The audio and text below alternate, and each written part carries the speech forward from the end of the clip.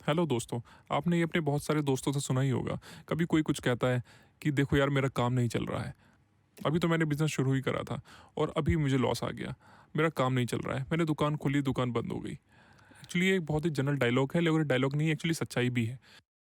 Actually इसके regarding mister Michael E Gerber ने एक बुक लिखी है, ई मिथ रिविजिटेड। कैसे और क्यों स्मॉल बिजनेसेस फेल हो जाते हैं पहले 5 साल के अंदर ही। एक्चुअली 50% ऑफ बिजनेस पहले 1 साल के अंदर ही बंद हो जाते हैं और उसके 50% अगले 2 साल के अंदर बंद हो जाते हैं और रिमेनिंग उसके जो है वो आपको उसके 30% उसके नेक्स्ट 2 साल के अंदर बंद हो जाते हैं। तो इसके हिसाब से केवल 20% बिजनेस ही हैं जो अपने आप को कंटिन्यू रखते हैं और वो भी उसके भी 50% ऑफ दैट नेक्स्ट 5 ईयर्स के अंदर बंद हो जाते हैं। ऐसा क्यों हो रहा है कि स्मॉल बिजनेसेस अपने आप को सस्टेन नहीं रख पा रहे हैं, वो क्यों फेल हो जाते हैं? तो इसी को हम जानेंगे अभी माइकल ई गर्वर की बुक ई मिथ रिविजिटेड के थ्रू। एक्चुअली ये बुक हमें बताती है कि क्या ऐसे कॉमन चैलेंजेस हैं और क्या ऐसे मिसकंसेप्शंस हैं, ऐसी क्या गलतियाँ ये एक स्मॉल बिजनेस ओनर करता है जिससे वो अपने बिजनेस को फेलियर की तरफ लेके जाता है। तो आइए जानते हैं ऐसे 8 रीजंस जिसकी वजह से स्मॉल बिजनेसेस फेल होते हैं। Number 1, entrepreneurial myth. Actually Garber कहते हैं ज़्यादातर स्मॉल बिजनेसेस एंटरप्रेन्योर स्टार्ट नहीं करता। एक्चुअली ये स्टार्ट होते हैं टेक्नीशियंस के थ्रू। टेक्नीशियन कौन होता है? जो काम करता है।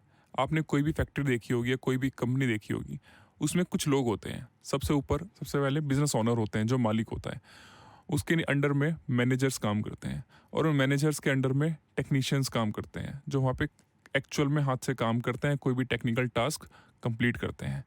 ये जो टेक्नीशियंस होते हैं, ये जो बिजनेस स्टार्ट करते हैं, एक्चुअली यही है रीज़न उनके फेलियर होने का।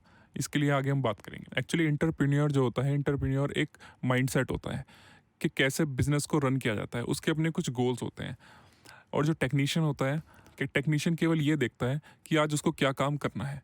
वो सुबह आता है, 8 घंटे काम करता है और शाम को चला जाता है। उसे कोई फ़र्क नहीं पड़ता कि उसके उस काम से क्या फ्रूटफुल रिजल्ट उसकी ऑर्गेनाइजेशन को, उसकी कंपनी को आ रहा है। दूसरा डिफरेंस ये होता है कि टेक्नीशियन हमेशा शॉर्ट गोल्स सेट करता है। उसे नहीं पता होता कि आज से 10 साल बाद का अगर मैं गोल कोई सेट करूंगा उसको कैसे अचीव करना है। और 10 साल बाद तो बहुत दूर की बात है, वो 1 साल का गोल भी सेट नहीं कर पाता। तो ये जो माइंडसेट है यही स्मॉल बिजनेसेस को लेके डूब जाता है। 3 रोल्स, एक्चुअली 3 रोल्स जो होते हैं, एंटरप्रेन्योरियल रोल, सेकंड रोल होता है मैनेजेरियल रोल, थर्ड रोल होता है टेक्नीशियन रोल। एक्चुअली तीनों की अपनी एक इम्पोर्टेंस है, तीनों की अपनी वैल्यू है। जैसे एंटरप्रेन्योर क्या होता है, वो विजनरी होता है, वो गोल सेट करता है, वो नए सपने देखता है कि उसे क्या करना है। अगर आज मुझे ये कोई प्रोडक्ट बनाना है तो इस प्रोडक्ट को कैसे मैं पूरे पैन इंडिया बेसिस पे कैसे इसको बेचूं और कैसे लोगों की नीड फुलफिल करूं और कैसे अपने बिजनेस को प्रॉफिटेबल बनाऊं।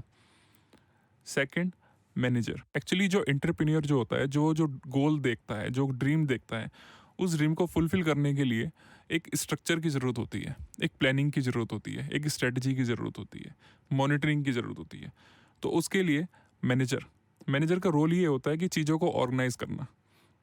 वो प्लानिंग करता है कि जो टास्क, ये जो गोल सेट किया है, इसके लिए क्या क्या टास्क करने पड़ेंगे और इन टास्क को कैसे मैं प्लान करूं मैक्सिमम एफिशिएंसी के थ्रू कि इसको अचीव किया जा सके। मैनेजर्स बहुत ही एक सीक्वेंस ऑफ ऑपरेशन के थ्रू चलते हैं, एक सिस्टम के थ्रू चलते हैं। वो कभी भी उस सिस्टम को या एक उस ऑर्गेनाइज्ड वे ऑफ डायरेक्शन को कभी भी वो पार नहीं करता। तीसरी तरफ आता है टेक्नीशियन। आप टेक्नीशियन को डेली टास्क देते रहो, वो बहुत खुश रहेगा, उस डेली टास्क को करता रहेगा और खुश रहेगा। जो जितने भी जॉब सीकर्स होते हैं, आपने देखा होगा, अल्टीमेटली क्या होता है कि मुझे 1 महीने बाद इतना पैसे मुझे चाहिए, हर महीने इतना सैलरी चाहिए। उसे कोई फ़र्क नहीं पड़ता कि आज से 1 साल के बाद या 5 साल के बाद अगर मैं कुछ बिजनेस स्टार्ट करता हूँ तो 5 साल के बाद क्या होगा उस रिजल्ट का, वो ये नहीं देखता। उसे आज का काम मिला है तो उसको आज उसका रिवॉर्ड चाहिए। तो this kind of mentality is of the technician. Business और कुछ नहीं होता, बिजनेस इन तीनों का बैलेंस होता है। एंटरप्रेन्योर, मैनेजर एंड टेक्नीशियन, इन तीनों का बैलेंस ही बिजनेस है। कभी भी इन तीनों पर्सनैलिटीज़ में से कोई भी डोमिनेट होता है तो बिजनेस हमेशा डिस्टर्ब हो जाता है। अगर एंटरप्रेन्योर केवल गोल सेट करे जा रहा है, गोल सेट करे जा रहा है, लेकिन टेक्नीशियन काम नहीं कर रहा है, मैनेजर काम नहीं कर रहा है, कोई भी स्ट्रेटजी नहीं है, तो इसके मतलब आपका बिजनेस हमेशा डाउनवर्ड ही जाएगा और एक टाइम के बाद वो आके बंद हो जाएगा। अगर मैनेजर काम कर रहा है, वो स्ट्रेटजीज बनाया जा रहा है, लेकिन कोई गोल ही नहीं है, बिना गोल के स्ट्रेटजीज प्लान हो रही हैं, बिना गोल के स्ट्रेटजीज बन रही हैं, स्ट्रक्चर बन रहा है, लेकिन ना तो ड्रीम है, ना तो कोई गोल है, ना कोई टेक्नीशियन काम कर रहा है, ना कोई एक्टिव काम हो रहा है, तो उसके बाद केवल स्ट्रेटजीज स्ट्रेटजीज रह जाएंगी, वो एक केवल थियोरेटिकल चीज़ रह जाएंगी। और थर्ड चीज़, अगर आपके पास गोल भी नहीं है, आपका स्ट्रेटजी नहीं है, लेकिन आप काम बहुत अच्छा कर रहे हो, तो आपने देखा होगा कि बहुत सारी कोई शॉप स्टार्ट होती हैं, और वो शॉप स्टार्ट होती है, उस शॉप के अंदर, उस दुकान के अंदर जो बंदा काम करता है वो बहुत मेहनत करता है, काम करता है, लेकिन आज जिस लेवल पे है, आज अगले 10 साल के बाद भी उसी लेवल पे रह जाता है। और उस लेवल पे रहने के बाद उतना थक जाता है कि बाद में देखता है कि उस ना तो कोई ग्रोथ है ना कुछ है, उसके बाद थक हार के उस दुकान को बंद कर देता है। थर्ड रीजन गार्बर बताते हैं कि business development process. Business development process के अंदर बहुत सारे पॉइंट्स हैं जो सभी इंपॉर्टेंट हैं, जैसे कि बिजनेस आइडिया। एक्चुअली मेरा आइडिया क्या है, मैं कस्टमर को क्या देने वाला हूँ, क्या मैं कस्टमर को प्रोडक्ट देने वाला हूँ या कोई सर्विस देने वाला हूँ। फूड तो आपको मार्केट में पहले ही मिल रहा था, लेकिन जोमेटो ने आपके घर तक पहुंचाया। बिजनेस प्लान, आपका बिजनेस प्लान क्या है, स्ट्रेटजी क्या है, प्रोडक्ट डिस्क्रिप्शन, आप जो प्रोडक्ट बना रहे हो उसका डिस्क्रिप्शन किस टाइप का वो प्रोडक्ट रहेगा, आपके ऑपरेशंस क्या रहेंगे, आपके सीक्वेंस ऑफ ऑपरेशंस क्या रहेंगे, पहले क्या करना है फिर क्या करना है। एक्चुअली बिजनेस प्लान और कुछ नहीं, एक तरह का रोड मैप है आपके गोल को अचीव करने के लिए। आपको वहाँ तक पहुँचना है तो आपको किस डायरेक्शन में और आपको किस रोड पे जाना होगा, वो पूरा लेआउट बिजनेस प्लान होता है। फिर होता है marketing plan. Marketing plan basically अपने प्रोस्पेक्ट्स को, अपनी ऑडियंस को, अपने पोटेंशियल बायर्स को इंफॉर्मेशन शेयर करनी है रिगार्डिंग योर प्रोडक्ट। आपके प्रोडक्ट की इंफॉर्मेशन जितनी ज़्यादा मार्केट में फैलेगी, जितने ज़्यादा लोग जानेंगे, उतनी ज़्यादा आपकी पॉसिबिलिटी बढ़ेगी कि आपकी प्रोडक्ट की सेल हो, आपका बिजनेस डेवलपमेंट हो। Financial planning, it is related to the money what you require to run your business. फिर है management planning. Management planning actually आपकी कंपनी क्या हायरार्की होनी चाहिए। सबसे पहले क्या, नीचे टेक्नीशियन को मॉनिटर करने के लिए कोई सुपरवाइज़र को मॉनिटर करने के लिए कोई मैनेजर्स को मॉनिटर करने के लिए सीनियर मैनेजर, सीईओ या सीओओ, या फिर director. Creating system, actually Garber इस बुक में अपने केवल इस पॉइंट को सबसे ज़्यादा एम्फेसाइज करते हैं कि आपके पास एक स्टैंडर्ड सिस्टम होना चाहिए। अपने बिजनेस को रन करने के लिए आपको एक सिस्टम क्रिएट करना ही पड़ेगा। फॉर एग्जाम्पल, गार्बर एक 5 स्टार होटल में जाते हैं, वहाँ पर होटल में पहुँचने के बाद वो रिसेप्शन पर पहुँचते हैं, और रिसेप्शन पर पहुँचने के बाद जैसे ही वो अपनी एंट्रीज करते हैं, तो एंट्रीज करने के बाद वहाँ पर उनको साथ में एक टेम्पलेट पकड़ाया जाता है। उस टेम्पलेट में लिखा होता है कि आपको कौन सी कॉफ़ी पसंद है, वो उस पर टिक कर देते हैं जो भी उनको कॉफ़ी पसंद थी। इसके बाद उनसे पूछा जाता है कि आपको किस कलर का टॉवल पसंद है। गार्बर फिर उस टॉवल पे क्लिक कर देते हैं। उसके बाद उनसे पूछा जाता है कि आपको कौन सा न्यूज़पेपर आपको पसंद है। गार्बर मेंशन कर देते हैं जो भी उनको न्यूज़पेपर पसंद था।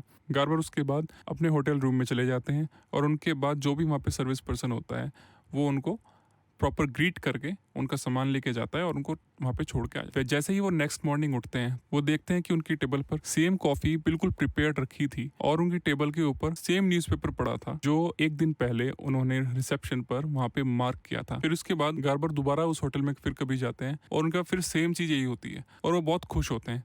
जो सेम काइंड ऑफ ट्रीटमेंट उनको पहले दिया गया था, जो सेम काइंड ऑफ एक्सपीरियंस उनको पहले मिला था, वो सेम काइंड ऑफ एक्सपीरियंस उनको दोबारा मिला है। तो यही चीज़ उनको बहुत ज़्यादा पसंद आती है और वो बहुत ज़्यादा इंप्रेस होते हैं। तो गार्बर यहाँ पर भी क्रिएटिंग सिस्टम के रिगार्डिंग यही कहना चाह रहे हैं कि एक ऐसा सिस्टम क्रिएट हो कि हर कस्टमर को हर बार same kind of services, same kind of interval पे, सेम काइंड ऑफ एक्सपीरियंस उनको फील हो। फिर अगली चीज़ गार्बर बताते हैं कि working on the business, not in the business. आप अपने बिजनेस के ऊपर काम करें, आप अपने बिजनेस के अंदर काम ना करें। एक्चुअली जब आप अपने बिजनेस के अंदर काम कर रहे हैं, आप अपने एंड प्रोडक्ट के लिए काम कर रहे हैं, आप उस कम्युनिटी के लिए काम कर रहे हैं जो आप प्रोवाइड कर रहे हैं उस कस्टमर को। लेकिन गार्बर बोलते हैं कि आप अपने बिजनेस के ऊपर काम कीजिए, you work on your business. आप स्ट्रेटजिक प्लानिंग कीजिए, आप सिस्टम क्रिएट कीजिए, आप डायरेक्शन सेट कीजिए, आप डे टू डे जो टास्क होते हैं उसको मॉनिटर कीजिए, उसका फॉलोअप कीजिए। उस द फ्रेंचाइज मॉडल, कि आपका बिजनेस आपका प्रोडक्ट है और ये प्रोडक्ट आपके लिए है। ये वो प्रोडक्ट है जो आपको हमेशा पैसा बना के देगा, और जब आपको दिखेगा कि आपका एक प्रोडक्ट आपके लिए पैसा बना के दे रहा है, तो आप खुद ज़्यादा मोटिवेटेड होंगे इसके लिए कि मैं ऐसे बहुत सारे प्रोडक्ट बनाऊँ।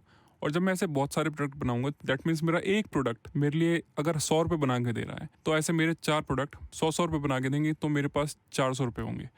तो इस तरह से, और आपकी ग्रोथ और एक्सपेंशन कंटिन्यूस रहेगा। द टर्न की रिवॉल्यूशन, आपकी बिजनेस की डिपेंडेंसी खत्म हो जाती है।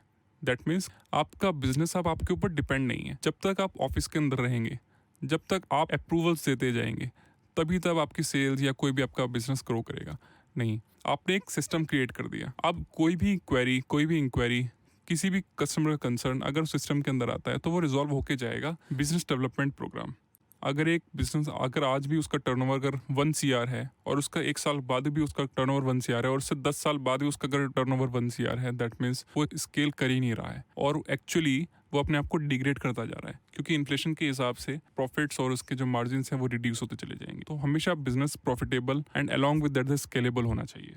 And defining the M, actually Gerber अपनी इस बुक में बार बार एम्फेसाइज करते हैं कि आपका और आपके बिजनेस का एक एम डिसाइड होना चाहिए। पहले से ही आपका एक प्राइमरी एम होना चाहिए कि आप अपने कस्टमर को, अपने बिजनेस को आप ये देना चाहते हैं। फॉर एग्जांपल, यहाँ पे गार्बर एक बार बार्बर शॉप पे जाते हैं। उस बार्बर शॉप पे जाने के बाद वहाँ पे एक पर्सन होता है जो हेयर कट कर रहा होता है, उसके साथ ही एक उसका सपोर्टिंग पर्सन होता है। वो सपोर्टिंग पर्सन गार्बर के लिए कॉफी लेके आता है। कॉफी ला के देने के बाद उनको एक न्यूज़पेपर देता है। गार्बर बहुत खुश होते हैं कि उनको किस टाइप का इतना अच्छा ट्रीटमेंट मिल रहा है, उनको इतना अच्छा एक्सपीरियंस मिल रहा है। और जब उनका नंबर आता है तो वहाँ पे वो ना हेयर कट कराते हैं और वापस आते हैं। फिर जब वो फिर से 1 महीने के बाद जाते हैं, गार्बर देखते हैं कि अब उनके पास केवल न्यूज़पेपर आया है, कॉफ़ी नहीं है। फिर जब उनका नंबर आता है, वहाँ पे हेयर कट कराते हैं, वापस आते हैं और सोचते हैं शायद अब केवल वो पर्सन भूल गया होगा। लेकिन जब वो थर्ड टाइम उनके पास जाते हैं बार्बर शॉप पे, बस वहाँ पे उनको सिटिंग स्पेस दे दिया जाता है। ना तो उनसे कोई कॉफ़ी पूछता है, ना ही उनसे कोई पानी पूछता है, और ना ही उनको न्यूज़पेपर दिया जाता है। उनका नंबर आता है और उसके बाद उनको कोई ग्रीट भी नहीं किया जाता, सीधा उनको घर भेज दिया जाता है। गार्बर एक्चुअली इस बार बहुत ही ज़्यादा अपसेट थे जो उनको एक्सपीरियंस मिला था वहाँ से। एक्चुअली वो जिस पर्पज़ के लिए गए थे, वो हेयर कटिंग के लिए गए थे, तो हेयर तो उनके अच्छी कट हो गए थे पहले भी, जितने 3 बार गए तीनों बार। But the thing is that उनको एक्सपीरियंस हर बार डिफरेंट मिला, और जो थर्ड टाइम मिला वो तो बिल्कुल ही खराब था, क्योंकि उनकी एक्सपेक्टेशंस मीट नहीं हुई थी। तो कस्टमर्स एक्चुअली क्या चाहते हैं, कस्टमर्स चाहते हैं उनको सेम काइंड ऑफ एक्सपीरियंस उनको बार बार मिले। तो दोस्तों, मैं आपको इस बुक से यही बताना चाह रहा था, ऐसी क्या 8 चीज़ें हैं जो एक छोटे बिजनेस को बड़े होने से रोकती हैं और इवन उसको फेलियर की तरफ लेके जाती हैं। अगर आपको पसंद आया हो तो चैनल को सब्सक्राइब कर लीजिएगा और देखते रहिए लुक ओवर।